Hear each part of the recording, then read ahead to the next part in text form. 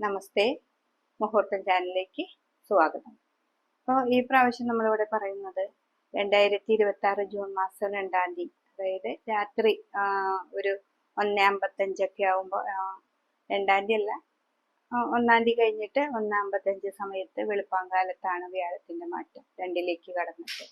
അപ്പോൾ ഇടവ മാസം 18-ാം തീയതിയാണ് വ്യാഴത്തിന്റെ മാറ്റം വരുന്നത്.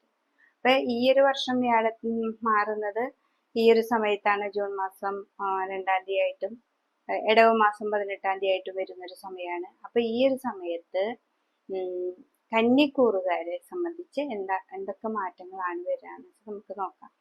അപ്പൊ ഈ കന്നിക്കൂറുകാരെ സംബന്ധിച്ച് അതിൽ പെടുന്ന നക്ഷത്രങ്ങളായ ഉത്രത്തിന്റെ 1/4 ഭാഗവും അത്തവും ചിത്രയുടെ പകുതിയുമാണ് വരുന്നത്.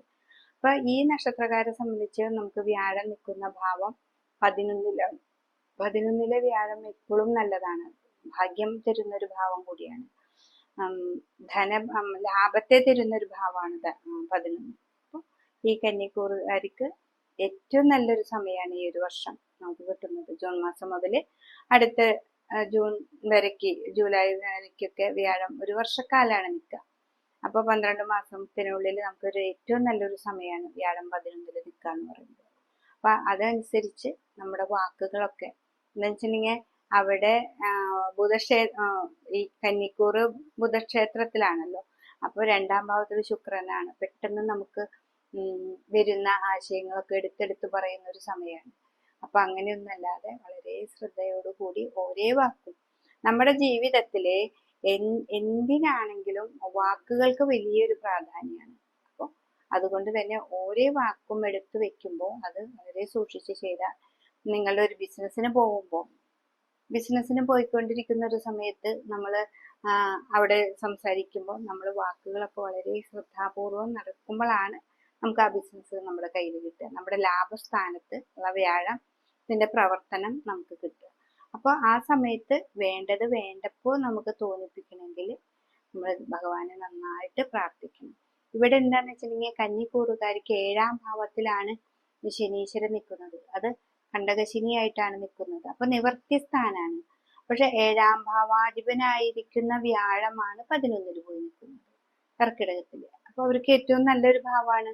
അപ്പൊ നിവർത്തി സ്ഥാനത്തിന്റെ അധിപതിയാണ് 11-ാം ഭാവത്തിൽ പോയി നിൽക്കുന്നത്. അതുകൊണ്ട് തന്നെ ശനീശ്വരനെയും നന്നായിട്ട് പ്രാർത്ഥിക്കണം, വ്യാഴത്തെയും നന്നായി പ്രാർത്ഥിക്കണം.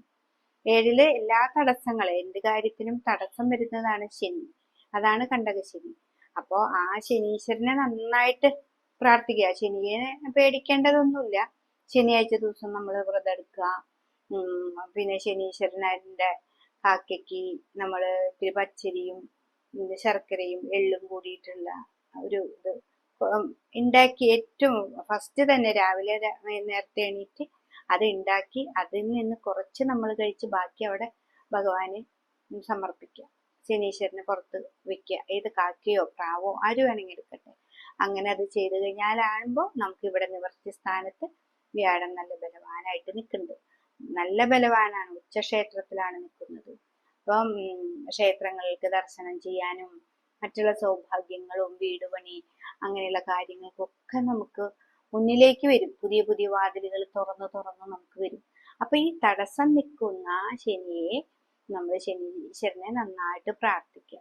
നമ്മൾ എന്ത് കർമ്മമാണോ ചെയ്യുന്നത് അത് വളരെ നന്നായിട്ട്, ഇപ്പൊ കൃത്യനിഷ്ഠമായിട്ട് നമ്മളിപ്പോ ഒരു ജോലിയിൽ ഏർപ്പെടുന്ന കാര്യങ്ങൾ പുതിയ നാളേക്ക് ബെൻഡിങ് വെക്കാതെ അപ്പൊ തീർത്ത് പോകുന്ന ഒരു രൂപത്തിലേക്ക് നമ്മൾ മാറണം. അപ്പൊ നിങ്ങൾക്ക് ഈ ഒരു വർഷം ഏറ്റവും നല്ല സമയമാണ്. കണ്ടകശനി ആയിരുന്നോ എന്ന് തന്നെ തോന്നിക്കും നമുക്ക്. അപ്പൊ ഈ ശനീശ്വരനെ നന്നായി പ്രീതിപ്പെടുത്തിയാൽ മതി. നവഗ്രഹം അമ്പലത്തിൽ പോയിട്ട് ശനിക്ക് പറ്റുന്ന വഴിപാടുകൾ ചെയ്യാം. ശനീശ്വരനെ നീലപ്പട്ടോ അല്ലെങ്കിൽ കറുന്ന പട്ട് വയ്ക്കുക. അയ്യപ്പന്റെ അമ്പലത്തിൽ പോവാ, നീരാഞ്ജനം കഴിക്കുക. ഈ നീരാഞ്ജനം ഇതൊക്കെ ഞാൻ പറയുന്നുണ്ടെങ്കിലും നിങ്ങൾക്ക് പറ്റാവുന്ന രീതിയിലുള്ള വഴിപാടുകൾ നിങ്ങൾക്ക് ചെയ്യാം. അപ്പൊ അതൊക്കെ ചെയ്തു കഴിഞ്ഞാൽ ശനിയിൽ നിന്നും വരുന്ന ദോഷങ്ങൾ നമുക്ക് തീർക്കുകയും വ്യാഴത്തിൽ നിന്ന് കിട്ടുന്ന നല്ല ഫലങ്ങൾ, ഏറ്റവും നല്ല ഭാഗ്യമായിട്ടുള്ള ഫലങ്ങളാണ് നമുക്ക് കിട്ടാൻ പോകുന്നത്. ആ ഭാഗ്യഫലങ്ങളൊക്കെ നമുക്ക് എടുത്ത് നമുക്ക് മുന്നോട്ട് പോകാനായിട്ട് സാധിക്കും. അപ്പൊ ഈ നക്ഷത്രക്കാര്, അതായത് ഉത്രത്തിന്റെ 1/4 ഭാഗവും അത്തവും ചിത്രയുടെ പകുതിയും, അപ്പൊ ഈ നക്ഷത്രക്കാര് കന്നിക്കൂറ്, ആ നക്ഷത്രക്കാരെ അറിഞ്ഞ് നമുക്ക് കാര്യങ്ങൾ ചെയ്യാം. പിന്നെ ജോലിയുടെ തടസ്സങ്ങളോ ഒക്കെ ഉണ്ടെന്ന് വെച്ചിട്ടുണ്ടെങ്കിൽ ശനിയെ തന്നെ പ്രാർത്ഥിക്കുക. നിവൃത്തി സ്ഥാനത്താണല്ലോ ശനി നിൽക്കുന്നത്. അപ്പൊ ശനീശ്വരനെ തന്നെ പ്രാർത്ഥിക്കുക. ശിവന്റെ അമ്പലത്തിൽ ശനിയാഴ്ച ദിവസം പോവാ. ശനീശ്വരന് പ്രീതിക്ക് വേണ്ടിയിട്ട് എള്ളുതിരി കത്തിക്കുക. പിന്നെ നമ്മൾ ശനിക്ക് ഒരു വ്രതം പോലെ 7 ദിവസം അടുപ്പിച്ച് വ്രതം എടുക്കുക. അപ്പൊ അധികം ഉപ്പില്ലാത്ത ആഹാരം കഴിക്കുക, തൈര് കൂട്ടി മാത്രം ആഹാരം കഴിക്കുക.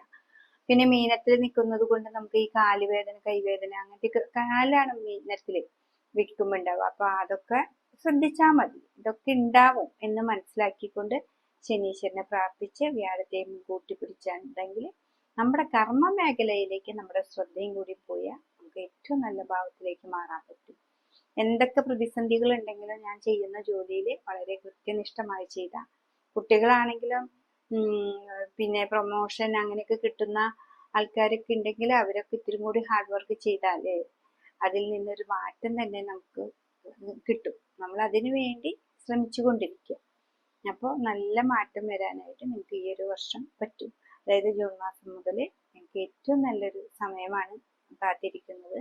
അതുകൊണ്ട് തന്നെ ശനീശ്വരനെ നന്നായിട്ട് പ്രാർത്ഥിക്കുക. അങ്ങനെ വ്യാഴത്തെയും കൂടി പ്രാർത്ഥിച്ചു കഴിഞ്ഞാൽ കന്നിക്കൂറുകാർക്ക് ഏറ്റവും നല്ല സമയമാണ് 2026 ജൂൺ മാസം തുടങ്ങി.